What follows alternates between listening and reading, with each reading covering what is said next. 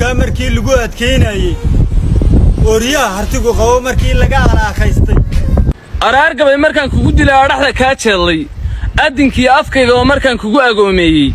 رقوحو كوكالا أرسان جري إيلكا كوكو سيحشي عايدي أتاقا هبلاها كو أفلقا دوتي أو ديري إنا ينكتاي هلا أخبارتي أدمها نمان ساري وإيه بنان جري أستامها قف شبيلي هان كوكو أركاياي أوراه رهدان صور دفتي ريا مهمها حنبو هلا مودانمay biyaasqeeyeen kuwii arkan ku soo diriyay ama ganaad shiiday inkaar bayba ka galabsadeen eexna ka gale in looma helo dumarka iyaga idlahaantoodi ilaahay sameeyaa wanaag dhigay agtoodii sharaf iyo asluub miidhan baa lagu asteeyay mid calafku idin siiyay aqal idin joogta abta waad ku faantaan inay ooridin tahay ka idinku adag bay dhashad abid ku tooqdaane kuwiinana amaan waxaan ahayn maba ilaahdeen ceebtood haddii aan arkana waan asturayaa 25 August markaan amarka soo qaatay hayga tagin in adeeriyagu ku andacoonaya kuwii aad ka oroday iyagu subaxii ooyaya oo quruxda ruuxii arkan laash qaraarayo maxaabiisahan bay hadeerigu ag joogaane nolol aayatiin leh hadana ku istareexaane gobonimadu sida ay ahayd waa arrimiyay hadda inantu Soomaali tahay waa akhlaaq badane eediyo waxaan iga geyn kuma alooseene adigoo abwaan sheegtay oo alif ka maasooday dariiqi inaad ka ambataa waayaan xume isnimaadan odhan karinno aaduna anahay suugaantu ka awdanaya gabay abuurkiisa inaad aamusta ila qurxoon gandabadii dadkaas waxa laga soo horjeeda ma aha dawladda Soomaaliland dadku waa Soomaaliland laakiin waxa la diidan yahay dadku waa Soomaaliland waxa la diidan yahay in dalka la beeco in dadka la iibsho in dalka la iibiyo in qayb ka mid ah badaha Soomaaliland la iibiyo waxaan leenahay Muuse waxa kuleen waqtigaaga waa dhamaaday Muuse waxaan leenahay isbiga kulmiye badaluu baan leenahay ummadda Soomaaliyeed meel kasta ay joogto waxaanu ku sugannahay magaalada Boorama waxaanu ka soo horjeednaa oo si mugle iyo miisaan uga soo horjeednaa badda kibirka lagu bixinayo oo dhalinyaradeeda iyo dadkeeda iyadoo nool la rabo in lagu dul iibiyo yeeli mayno ficil bay tagaysaa yeeli mayno aanu leenahay boqolkiiba boqol waxaanu leenahay bismillaahi raxmaani raxiim magacaygu marka horeysa waa Khadre Maxamed Ibraahim kamida dhalinyarada gobolka Awdal ee gabdhaha anigoo ka hadlaya maanta waxaan laga sheekayna leeyahay dekad baa la iibsanaya dekad baa la saxeexaya waxaan u aqaanaa biyo coldaanshay wax kale ma aha mid kale hadii la saxeexay dekada anagu hadaan nahay dhalinyarada gobolka Awdal ma dhalinyaradu u dhalatay dekada sayla ama maxay aan lagu haya waxaanu ka xignaa dhimasho waa dhul Soomaaliyeed samaraan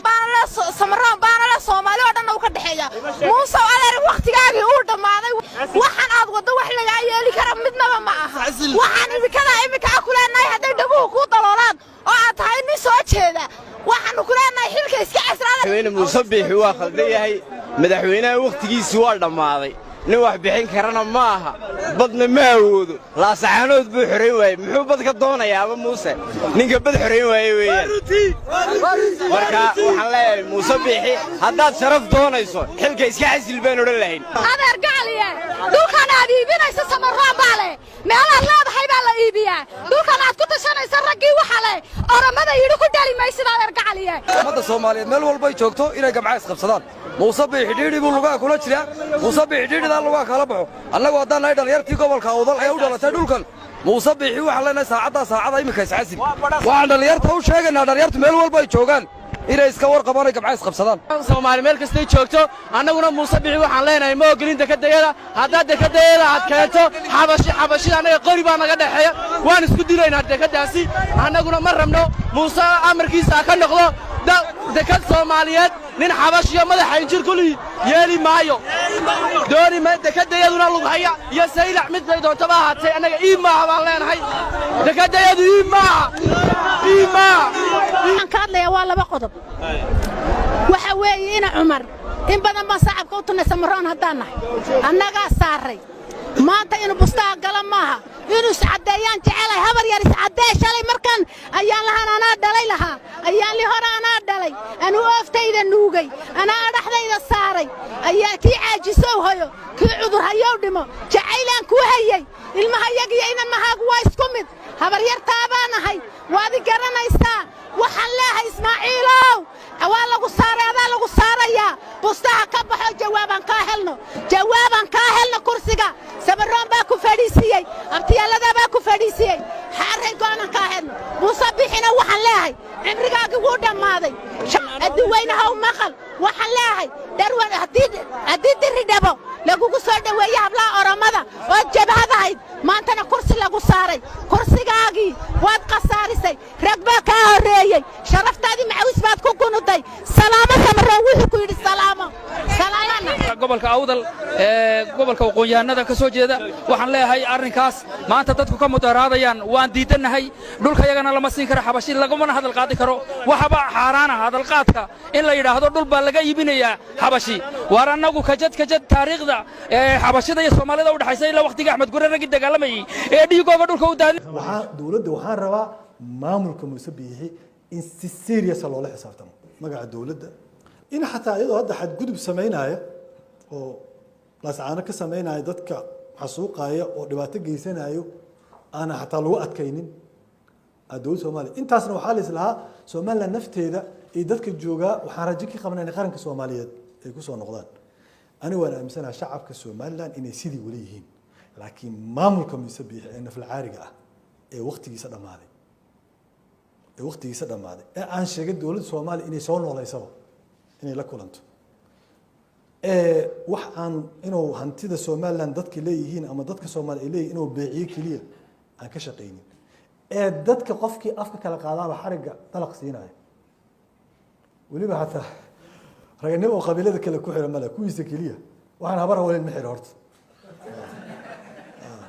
garxajis iyo godobiirsi ciise kuma dhaco ninkaan lugayga yimid dadkiisa kuma dhaco wasiiro xiray saacado hayaan u malaynaya habar hawl keliya u xiraa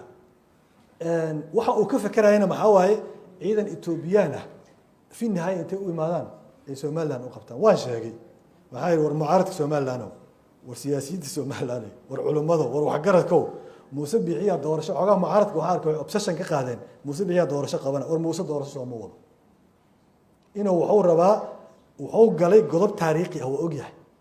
godobtaas taariikhiga asoo usii meydkeeda uu kor noolaado ciidan etoobiya dalka u qabtay unbuu rabaa saas daraaddeeda waxaan rabaa in la kala saaro shacabka somaliland iyo maamulka nafla caariga ah ee muuse biixi ee tacbaanka ah iyo waxa lamidoo masaalixda yartaa asaga ku qaba ee hantida boobaya ee dhaqaalihii dalkaas hoosta geliyey ee adduunkii ka soo xirxiray ee maanta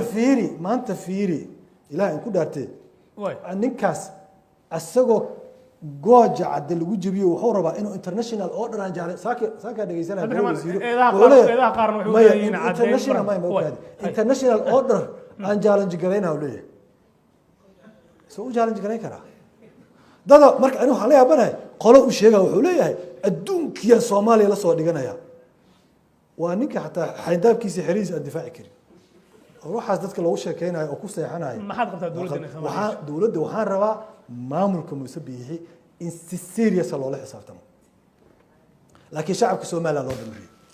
waa dad walaalaheena midnimadaan ugu baahannahay kama maarano